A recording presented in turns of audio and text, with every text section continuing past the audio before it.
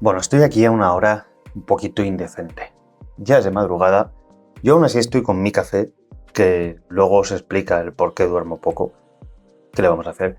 Y sigo aquí peleándome con mi red, con la configuración, y acabo de terminar de grabar una introducción para mejorar, o lo que espero que sea una introducción sobre cómo mejorar la conexión a internet que tenemos en casa, dispositivos, wifi, todas esas cosas. Y de hecho me estaba peleando con una araña. Sí, con una araña.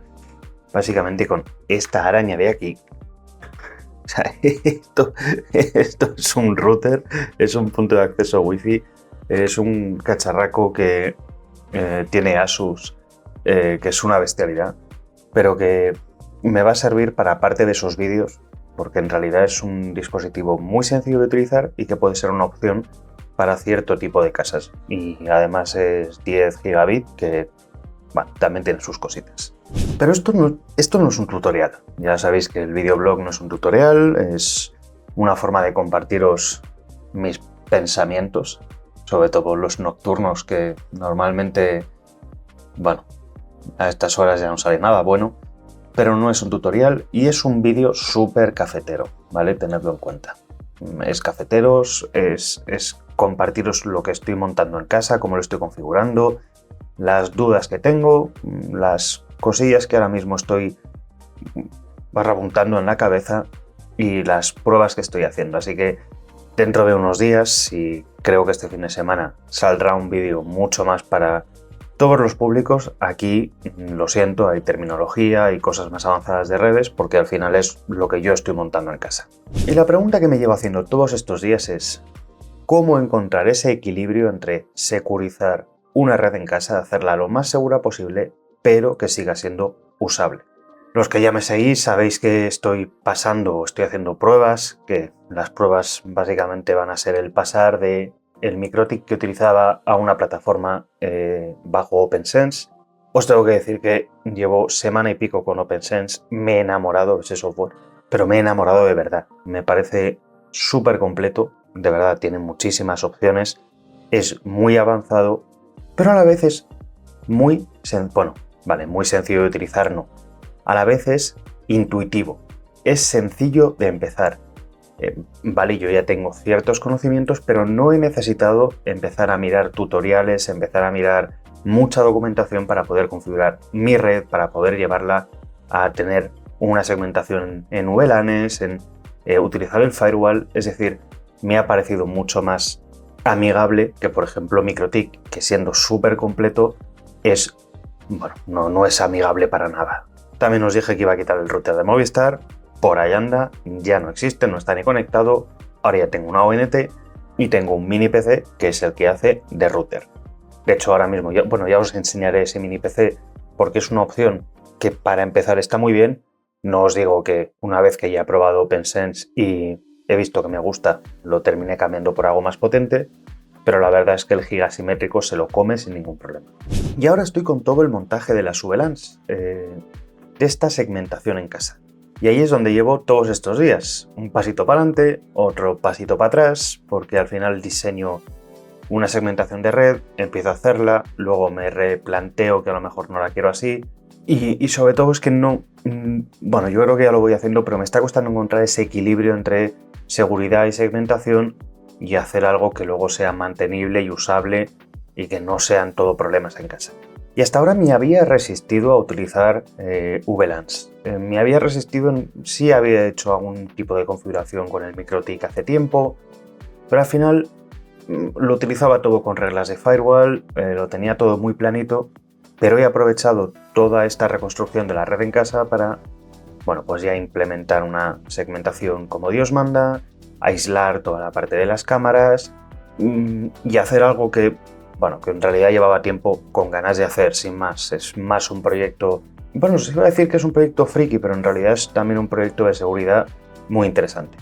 De hecho he terminado incluso cambiando los 2 switches que me quedaban en casa, que eran tontos, que no tenían ningún tipo de administración, que no tenían soporte de VLAN, que no tenía nada, por otros 2 switches. De hecho, el que más me ha costado conseguir, parece una tontería, es el de 5 puertos, un switch pequeñito de 5 bocas, porque no entra uno mayor y necesito esas 5, que fuese semi-managed para poder utilizar y configurar VLANs. Vale, ¿y por qué utilizar VLANs? Bueno, pues básicamente para segmentar la red realmente por tipología y según el uso que tenga que tener. Por ejemplo, las cámaras están completamente aisladas. Ya no es una cuestión de darles acceso en el firewall a internet o no. Ahora ya nada puede acceder a las cámaras. Ni siquiera la Wi-Fi que utilizamos en casa puede acceder a las cámaras.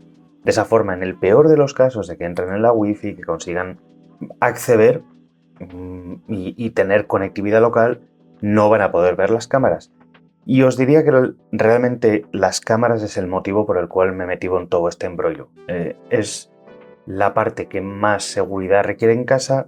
Tenemos muchas cámaras. Tenemos cámaras en sitios donde realmente quiero tener la certeza de que nadie puede acceder a ellas. Y ya sabéis que en este mundo del IoT hay que tener cuanto mayor cuidado, mejor. Y de hecho he descubierto cosas curiosas ahora que tengo todas las cámaras en esa jaula que no tienen acceso a nada, ni al resto de la red, ni el resto de la red tiene acceso a las cámaras, ni tienen acceso a internet. He descubierto cosas curiosas de algunas de las cámaras, como por ejemplo que la cámara de tapo, la que probé, que la tengo en exterior, se vuelve loca a intentar conectarse a internet, a intentar, entre otras cosas, recuperar la hora de un servidor de tiempo, y como no lo consigue, al final he tenido que trucarlo, se volvía loca. Pero hasta los LED dan error, dan muchísimos errores porque no es capaz de conectarse a su cloud, aunque la vea localmente. El problema es que a la hora de intentar definir cuántas VLANs y qué vas a meter en ellas en casa, es muy fácil que se te vaya la olla. Es muy fácil que intentes hacer demasiada segmentación y luego no olvidéis que cuanto más segmentas, más administración y más mantenimiento tiene. Más reglas de firewall tienes que gestionar, más configuraciones tienes que hacer en los switches, más posibilidades tienes de liarla. Así que ahora mismo tengo lo siguiente, que de lo que tengo ahora, lo que quede al final, puede que cambien cosas. Para empezar, aquello que es core, servidores y demás, se va a quedar en la VLAN 1, en la UNTAG. Es decir, en lo que no sería una VLAN configurada. Sé que aquí hay dos filosofías, está la de, no, yo meto en VLANs las cosas que quiero enjaular y dejo en la principal el core de mi red, mis servidores y demás. Y luego hay otra filosofía de, no, mételo eso en una VLAN, que sea una VLAN de mantenimiento, una VLAN de administración, separada del resto. Posiblemente en una oficina eso tiene más sentido. En casa, por ahora, digamos que la 1, que es la por defecto, se queda con esas cosas que ellas sí tienen que poder acceder a cualquier cosa de la red. Y por supuesto ahí no hay nada wifi. Creo que en casa no es un problema, no veo que en casa vaya a llegar nadie a conectarse a bocas de un switch para ver si consigue acceso o no. Y a partir de ahí he creado una VLAN de MZ, que es aquella donde voy a meter las cosas que tengo expuestas a internet, abiertas por puertos. Algún servidor o alguna página web para cliente, servicios a los que quiero poder acceder a través de mi IP pública desde internet, y todo eso está en una zona segura, en una zona en la que se puede acceder desde internet, pero esa zona no puede acceder a nada de mi red, a ningún tipo de servicio, a ningún tipo de NAS de almacenamiento, a nada. Por lo tanto, aunque me entren hasta la cocina, pues la cocina va a ser muy pequeñita.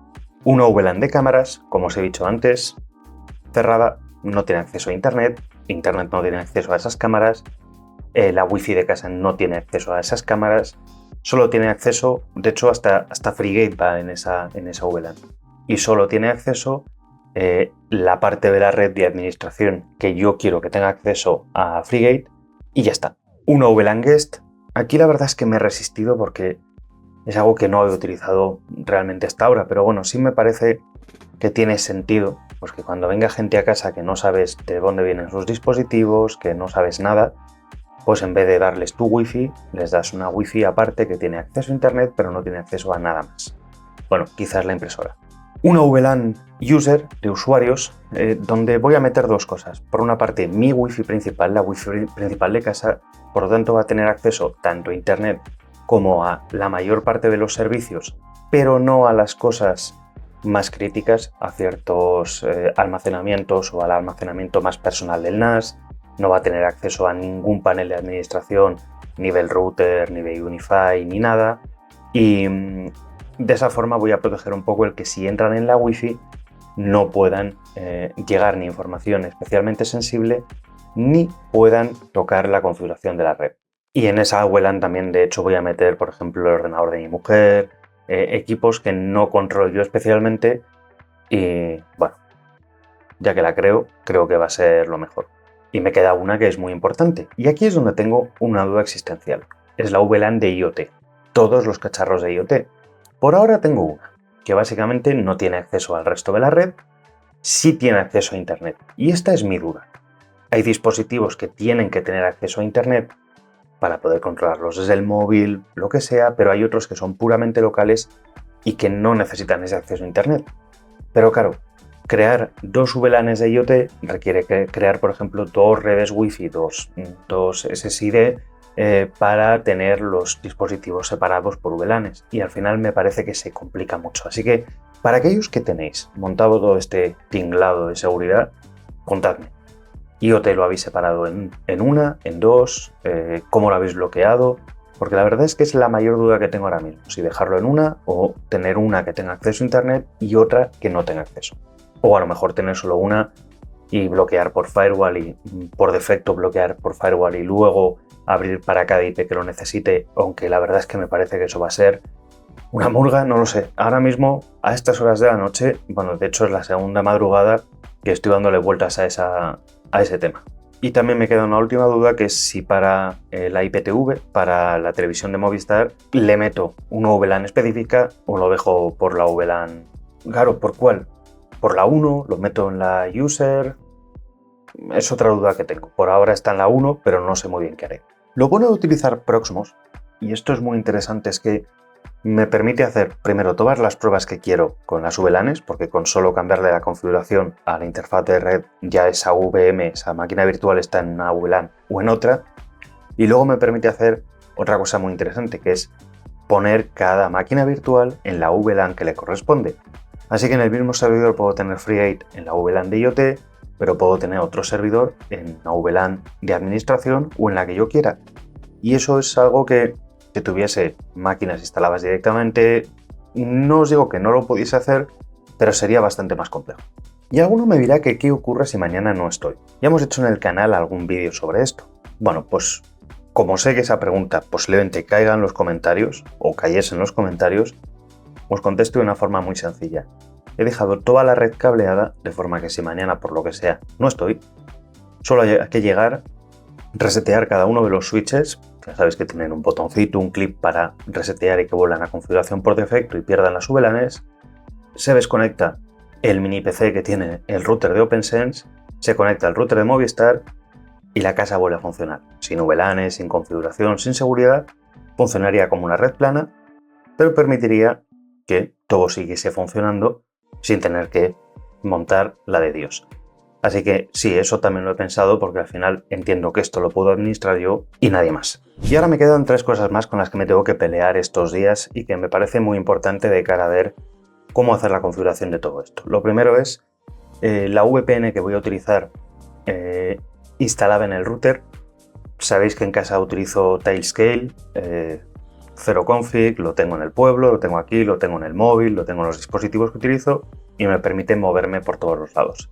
Esa es posiblemente la opción que voy a intentar instalar en el FreeBSD de OpenSense. De esa forma ya tendré las subredes. De hecho, posiblemente creo que de esa forma podría, cuando esté en la Wi-Fi, conectarme a la VPN y acceder a la administración de todo, porque así no tengo que estar, si no estoy en casa, puedo administrar igualmente el router o el Unify o lo que necesite, vamos, el controller de Unify. Pero tengo que hacer pruebas y si no, la otra opción va a ser montar un WireGuard que tiene más curro, pero que sé que va a funcionar sí o sí. Y del otro lado también me parece muy interesante y es algo que quiero ver cómo montar una VPN de salida, un servicio de VPN que contraté o de los que tengo contratados, con los cuales pueda enrutar todo el tráfico de mi red a través de ese servicio, o por lo menos el tráfico de alguna de las VLANs. Y esto en estos días ha tomado todavía más importancia con las noticias que están saliendo de decisiones que ha tomado algún juzgado con respecto a un deporte mayoritario en este país. No voy a decir mucho más, podéis buscar. Pero a mí esto de que los operadores estén guardando toda la información, que puedan pasar tus datos, que te puedan denunciar por consumir cierto tipo de contenidos.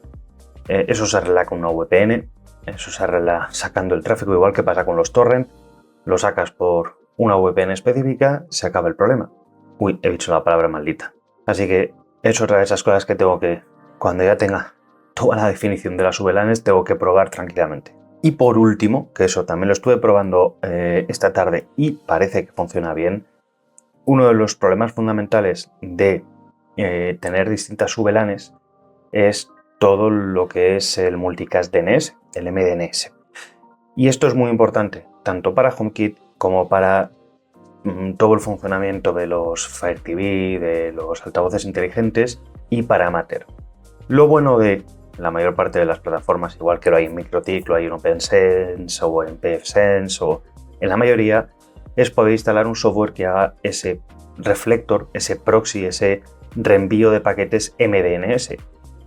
Lo he estado probando esta tarde y por lo menos HomeKit funciona perfectamente. No he probado con Matter todavía, espero que funcione, pero debería funcionar.